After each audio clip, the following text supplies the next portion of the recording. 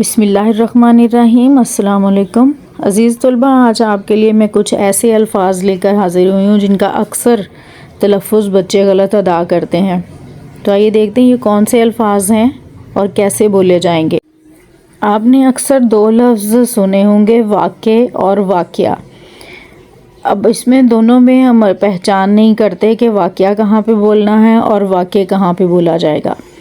واقع کا مطلب ہے کسی چیز کے درمیان میں واقع ہونا، موجود ہونا، جبکہ واقعہ قصہ یا کہانی کو کہا جاتا ہے۔ تو ہم عام طور پہ اگر یہ کہنا ہو کہ میرا گھر فیصل آباد کے درمیان میں واقع ہے تو ہم واقعہ ہی بول جاتے ہیں، جو کہ غلط ہے۔ اسی طرح سے آپ نے کچھ ایسے الفاظ دیکھے ہوں گے، مثلاً اکثر ہم واضح لفظ جو ہے اس کو بھی کہتے ہیں واضح۔ یہاں پر ضاد کے نیچے زیر ہے اور ہے یہاں پہ ساکن ہے، جبکہ ہم ہے پہ بھی زبر پڑ جاتے ہیں۔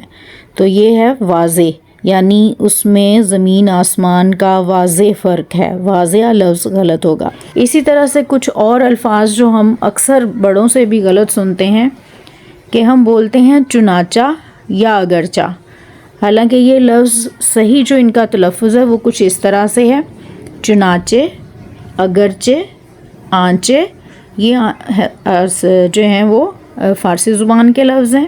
اسی طرح سے چونکہ اور کیونکہ کو بھی اکثر لوگ جو ہے وہ غلط بولتے ہیں۔